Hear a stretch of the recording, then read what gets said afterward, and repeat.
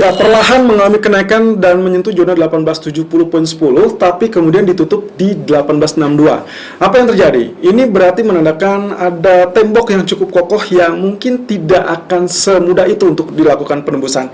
Tapi kalau Anda ingat, di video sebelumnya pun, bahkan di live streaming, kita sudah sempat membahas terkait dengan teritori 1871, 1874, yang memang seharusnya akan menjadi benteng kokoh berikutnya setelah tembusnya 1833. So, ini akan relatif mirip dengan apa yang terjadi di 1833 yang lalu. Kalau misalkan dia terjadi hantaman demi hantaman, nantinya dia akan tembus. Tapi yang jelas, kalau misalkan untuk sementara waktu dia menjadi benteng yang kokoh, maka saat penembusan itu akan terdorong jauh lebih tinggi. Dan saya ingatkan kepada Anda, sebaiknya tetap menggunakan stop loss, terutama karena hari ini suggestion kami adalah melakukan sell terlebih dulu, tapi bukan berarti kami merubah ataupun memandang akan adanya perubahan tren.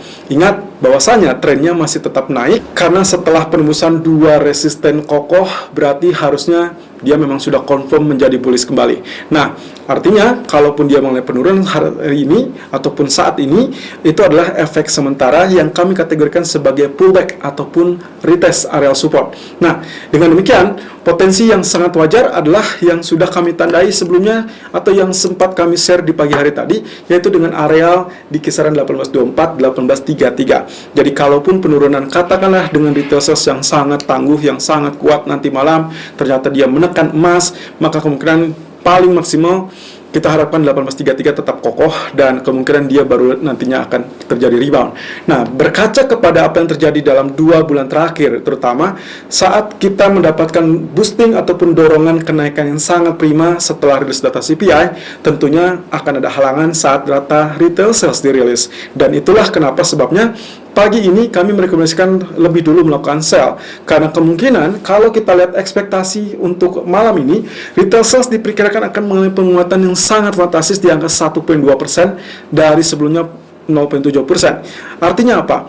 Kemungkinan potensi ini dianggapnya pemulihan ekonomi karena daya beli konsumen itu sudah mulai menunjukkan pemulihan. Walaupun indikasi tersebut masih tetap diragukan oleh Fed sehingga mereka tetap memutuskan untuk menahan suku bunganya tidak untuk dinaikkan sementara ini. Nah, ini berarti akan bertentangan dengan apa yang terjadi kemarin, inflasi. Jadi, saya rasa strategi ini masih cukup bisa bertahan sampai at least setelah rilis data retail sales. Setelah retail sales terjadi, kita lihat lebih dulu apakah penurunannya sudah cukup optimal apa tidak. Lalu kemudian kita perhatikan saja di grafik H4, karena kemungkinan potensinya disitulah kita akan melihat potensi dari wave keempatnya, maximum correctionnya. Ya, jadi kalau misalkan Anda sudah melihat dari grafik H1, saya sarankan di grafik H4 pun untuk digunakan di malam hari. Anda bisa lihat teritori FR atau Fibonacci retracement 38.2% ataupun 50% sebagai syarat mutlak yang harus dipenuhi jika memang ingin lanjut dalam elliott wave. Wave kelima itu indikasinya kalau misalkan ternyata high dari wave ketiga yang berada di 1868 betul-betul ditembus. Tapi tadi malam sudah tembus 1870. Bagaimana dengan hal tersebut? Ya, tembus di sini artinya adalah dua candle berikutnya itu harus tetap konsisten berada di atas area 1868. Seperti yang Anda lihat di grafik H4, walaupun sempat tembus 1870, tapi dia kembali ditutup di bawah 1868 sehingga kami tidak mengkategorikannya sebagai sudah mulai tembus. So, prepare for yourself. Walaupun kami melakukan sell di pagi hari, tapi di malam hari kami tetap ingatkan bisa saja kita berganti strategi. Nah, di sisi lain kami juga memasukkan technical untuk pound sterling karena memang pound sterling pun cukup menarik untuk diperhatikan, terutama dengan dua data di hari ini, yaitu dengan data jobless claim atau unemployment rate, lalu kemudian yang keduanya adalah CPI atau inflasi di hari Rabu ataupun Kamis. Nah, ini sangat penting karena menyangkut kepada ekspektasi kenaikan suku bunga di bulan Desember. Ya, di bulan November mereka gagal untuk melakukan kenaikan suku bunga karena ada permasalahan yang lebih pelik, yaitu terkait dengan tingkat pengangguran dan juga angka inflasi yang menurut mereka belum memenuhi persyaratan. Tapi itu sudah sangat-sangat dekat terhadap panggilan ataupun ekspektasi kenaikan suku bunga di bulan Desember. Kalau mundur kembali, maka kemungkinan pound sterling pun kita ganti strateginya menjadi sell. Tapi kalau misalkan ternyata kecenderungannya menguat, maka kemungkinan ada dorongan kenaikan yang cukup fantastis. So, kita lihat technical view untuk hari ini di tanggal 16 November 2021. Irfan untuk Agrodana. Technical View Gold 16 November 2021 jam 12.00 waktu Indonesia Barat, high 1868.60 dan low 1861.70. Running price kembali ditahan di 1866.00 dan Anda lihat sendiri area arsir merah di atas di kisaran 1871 1874 belum sama sekali ditembus. Terakhir tadi malam dia hanya sempat menyentuh 1870.10, kemudian ditutup di 1862.40. Itulah sebabnya kalau Anda lihat candlestick 2 hari beruntun menunjukkan potensi adanya keengganan ataupun agak sedikit berat untuk melalui penembusan dari area level resisten tersebut. Tapi ya in case ternyata dia terjadi penurunan pun, kami sudah menyampaikan bahwasanya kemungkinan penurunan tersebut itu hanya relatif dikatakan sebagai pullback ataupun retest. Ya, alasannya adalah saat dia menembus zona resisten yang cukup tangguh, di mana waktu itu 1833 1834, kemudian juga zona resisten dari trendline ini ya yang bersimpitan sehingga langsung dia melejit ke atas. Nah, lalu kemudian syarat utamanya juga penembusan ternyata 2 hari berturut-turut dia tetap stay di atas sehingga memang strong bullish. Kemudian belum kita melihat areal penurunan ataupun koreksi yang cukup prima.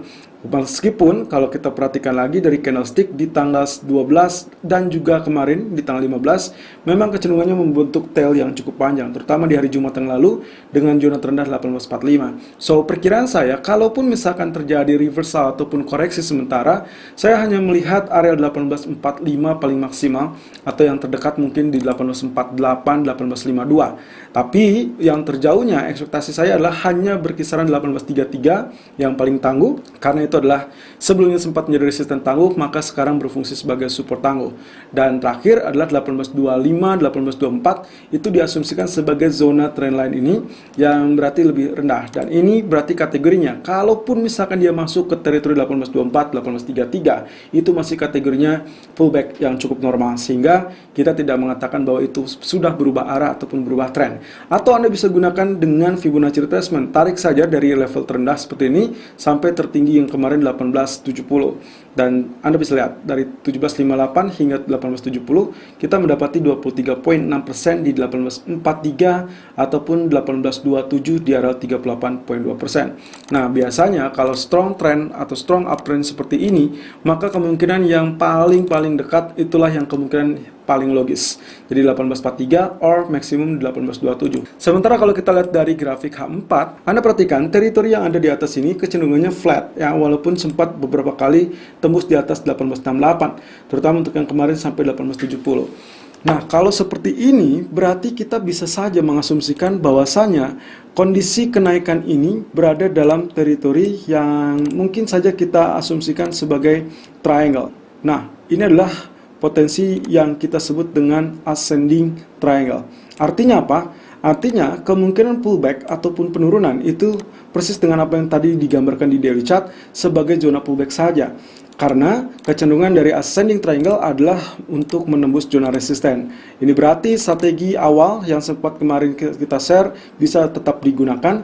Pilihan pertama atau pilihan yang cenderung ideal adalah menunggu area pullback at least sampai zona 1853. Atau kalau misalkan alternatif lainnya adalah menunggu breakout area 1868 1870. Tapi yang paling aman karena di area daily chart kita memiliki area resisten yang cukup tangguh di 1871 1874, maka sebaiknya menunggu breakoutnya itu harus menunggu di atas level 1870 1874. Nah, tapi kalau misalkan Anda ingin melakukannya tepat di 1868, kami tidak menyarankan karena terlalu berisiko in case ternyata dia hanya false breakout. Jadi pastikan dia betul-betul tembus, dan next candle di grafik keempat, katakanlah 8 jam kemudian, dua candlenya harus tetap berada di atas area 68 sehingga Anda bisa follow buy on breakout. Sementara itu skenario lainnya, selain kita melihat atau memandang dari ascending triangle ini, Anda juga bisa menggunakan Fibonacci retracement seperti yang saya gunakan dari teritori low 1784 sampai 1868, dan kita tetap fokus di 1848 ataupun 1836. Nah, termasuk juga ingat bahwasanya elliott wave untuk wave kelima sedang berjalan karena kita sedang berada di tahapan peralihan antara wave keempat dan wave kelima. Wave keempat sendiri sebetulnya kalaupun misalkan dia terjun bebas ataupun tertekan akibat retail sales, maka ekspektasinya adalah dia tertahan di area Fibonacci retracement 38.2% ataupun 50%, berarti maksimum 1826. Dan disitulah nantinya wave keempat akan maksimum untuk mengalami dorongan kenaikan. Karena kalau kita pertimbangkan dengan retail sales, maka data yang sangat bagus atau diekspektasikan bagus, itu akan membuat tekanan terhadap gold. Sehingga wave keempat dianggap masih belum selesai. Nah, wave kelimanya, indikasi wave kelima itu akan terjadi adalah kalau nantinya 1868 ditembus, yaitu sebagai zona high dari wave ketiga. Ingat, bahwasanya inilah wave 1, 2, 3, ya. Yang 3 adalah yang terpanjang, kemudian 4 correction. Yang keempat ini bisa dikatakan sudah selesai, tapi kalaupun belum, berarti maksimumnya akan terjadi gangguan di malam hari. Kurang lebih ekspektasinya adalah 38,2% ataupun 50% secara optimal. Tidak boleh melewati, karena syarat dari elite wave sendiri, wave keempat adalah koreksi dari wave ketiga sepanjang 38,2% atau maksimum 50%. Nah, selanjutnya wave kelima bisa diandalkan untuk terjadi kenaikan lebih dari 1868. Kami perkirakan yang terdekat adalah 1896. Ya, nyaris di 1900. Tapi, indikasi yang selanjutnya adalah areal tersebut hanya diasumsikan sebagai efek tekanan sementara, karena pure kalau kita lihat dari daily kembali, ini adalah tekanan untuk mengalami kenaikan lanjutan. Sehingga di grafik H1 kita melihatnya sell on pullback 1863, 1865 masih tetap bisa digunakan. Stop lossnya 1871.00, sehingga kalaupun itu tembus dan confirm tembus berada di atas, silakan Anda boleh follow buy, artinya switch strategi menjadi buy. Dengan TP pertama kalau untuk sell pagi ini berada di 1857.30 atau Anda naikkan saja di 1858, dan target keduanya adalah 1851.50 atau di 1852. Nah, kemudian nantinya kalau sudah benar-benar terjadi atau mencapai TP kedua atau let's say di TP 1 pun Anda harus bersiap-siap, karena bisa saja kita hanya sekejap saja dan detail sales atau after detail sales bisa saja berganti strategi menjadi area buy. Di sisi lain, kalau kita perhatikan dari grafik pound sterling, saya ingin menyampaikan kepada Anda, perhatikan saja data ekonomi yang akan dirilis di jam kurang lebih 14.00, yaitu unemployment rate. Kalau ternyata sama atau let's say jauh lebih kuat di bawah 4,4%, itu berarti mengindikasikan adanya harapan kembali untuk melakukan kenaikan suku bunga di bulan Desember. Kalau misalkan ternyata ekspektasinya 4,4% itu terpenuhi atau bahkan jauh lebih kuat, maka kita bisa mulai memfollow atau melakukan buy on dip untuk pound sterling. Dan tentunya rangkaian tersebut akan diperkuat lagi dengan data CPI esok malam. Jadi kalau misalkan dilihat dari kondisinya, walaupun kita lihat ada di ganjal ataupun ditutup dengan candlestick berupa doji kemarin, tapi kita bisa asumsikan bullish engulfing memang masih tetap bisa terjadi. Jadi yang terpenting adalah high kemarin di 1.3448 itu harus ditembus. Kalau ditembus, maka confirm dia mengalami kenaikan. Tapi yang paling penting lagi, posisi penutupan candle dia harus berada di atas 1.3426 agar esok hari dia akan tetap melanjutkan kenaikan. Nah, terakhir kalau kita lihat dari grafik H4, inilah indikasi yang saya harapkan terjadi. Bahwasanya kalaupun nantinya dia tertekan lebih dulu, maka kemungkinan potensinya kita bisa berasumsi di antara 1.3330 ataupun 1.3350 itu terjadi rejection bottom. Artinya bisa saja terjadi double bottom. Nah, terlebih lagi kalau kita perhitungkan 1, 2, 3, 4, 5, maka ini adalah A dan B-nya adalah penurunan mungkin saja di 1.3370 lalu kemudian naik lagi kembali. So, buy on dip untuk pound sterling masih tetap berlaku sampai rilis data 1.3350 ataupun 1.3365 dengan ekspektasi dia akan mengenaikan 1.3400 TP pertama ataupun 1.3465. Nah, di sini dengan catatan pula saya tidak mengindikasikan sampai 1.35 dikarenakan kemungkinan akan menemukan tantangan yang cukup berarti di 23.6%. Stop lossnya saya gunakan di 1.3330 saja in case ternyata gagal terjadi double bottom. So, selalu gunakan stop loss dan risk management sesuai dengan equity dan strategi trading Anda. Irfan untuk Agrodana.